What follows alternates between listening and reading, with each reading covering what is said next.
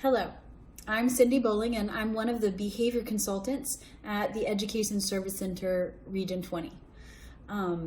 These days, raising and or teaching children is a big responsibility. It begins when children are very small, even the terrible twos, you might say, and it goes on until the teenage years and sometimes even into adulthood. Dealing with typical behavior stages is hard enough, let alone when you add in there challenging behaviors.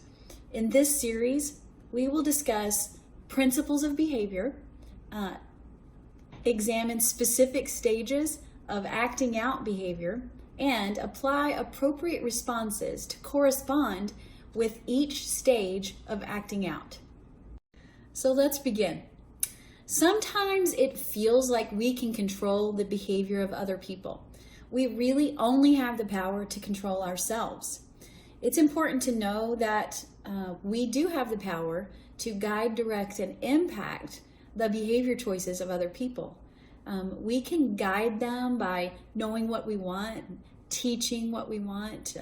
We can direct their behavior by appropriately responding ourselves to their behavior choices.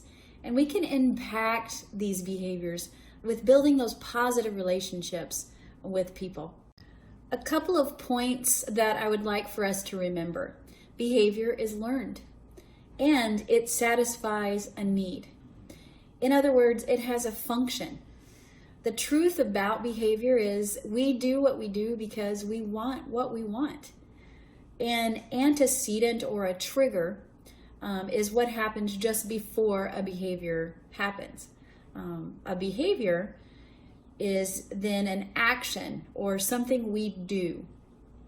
A consequent event is what happens just after a behavior or the outcome of the behavior choice. There are times when we may assume that someone already knows what we mean by doing or saying something. When we do that, when we make those assumptions, we are setting ourselves up and for those around us up for possible failure. What we want to remember is we want to build an atmosphere or an environment that will lead to success for all. We remember that when we want a behavior, we need to teach the behavior, right?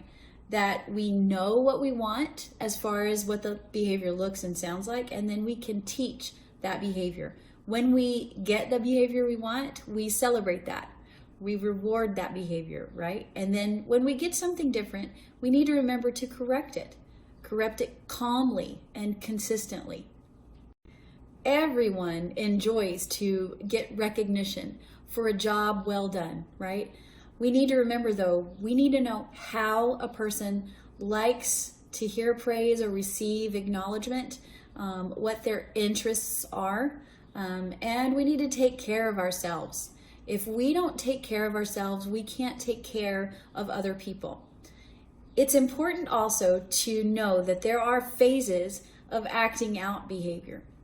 Those phases are calm, triggers, agitation, acceleration, peak, de-escalation, and recovery. That first phase of calm, this is where we want everyone to stay. We want ourselves to remain calm, right?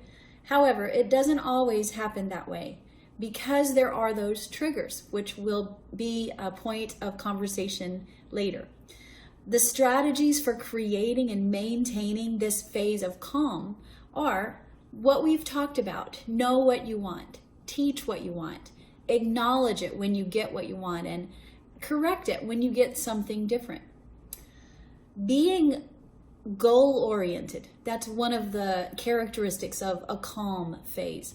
Responding positively to praise, initiating behavior, acting socially appropriate, and displaying on-task behavior. Our next video will discuss and address phase 2.